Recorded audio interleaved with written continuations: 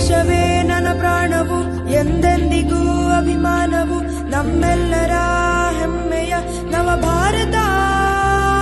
ನೀ ವಂದಿಸು, ಅಭಿನಂದಿಸು, ಗರ್ವದಿ ಆಲಂಗಿಸು.